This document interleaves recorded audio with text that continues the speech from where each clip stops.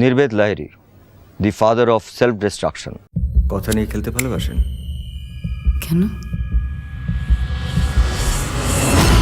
এই পার্টিকুলার লাইনটা এই ছবিতে এসছে, তার মানে নির্বেদ লাহিড়ী মানুষটার সম্পর্কে মানুষের জানার কৌতূহল তো বাড়বেই। এই মানুষটা অদ্ভুত। এই মানুষটা কখনো নিজেকে গড়তে চায়, কখনো নিজেকে ভাঙতে চায়, সম্পর্কের মধ্যে থাকতে চায়।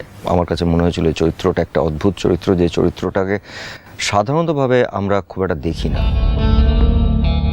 সুযোগ, সাহস আর ক্ষমতা দশচক্রে ভগবানকে ভূত বা ভূতকে ভগবান করে তুলতে পারে। সে নিজের কিছু বিশ্বাসকে সে বিলিভ করে, তার নিজের কিছু আইডিওলজি আছে, নিজের কিছু ভাবনা আছে।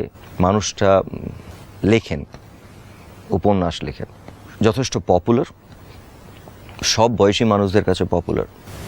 এবং উপন্যাসটা যেখানে যে বিষয় নিয়ে উনি লেখেন, এই নির্বেদ লাহিড়ী, সেটা মোর ইন্টু সম্পর্কের গল্প, প্রেমের গল্প। প্রেম বলতে যে সবসময় প্রেম মানে যে মধুর প্রেমের গল্প তা নয়, তার মধ্যে নানা রকম টানা পোড়েন আছে এবং সম্পর্কগুলো ভীষণ জটিল। যে কারণে এই লোকটি, নির্বেদ লাহিড়ীর যে উপন্যাস, সেগুলো খুব পপুলার।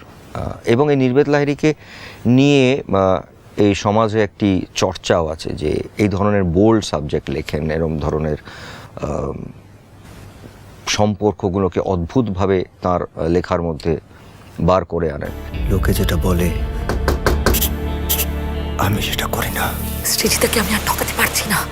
আমি যেটা লিখি সেটা লোকে করে।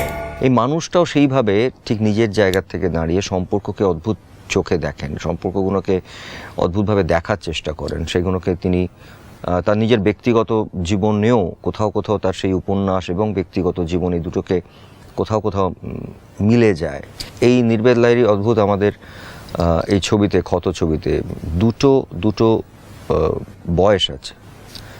একটি বয়স, যে বয়সে সে বিবাহিত এবং তার জীবন, তার সংসার এবং নানা রকম ঘটনা, এবং আরেকটি জায়গা আছে যেখানে এই নির্বেদ লাহিড়ী একাকিত্ব একটি জীবন সে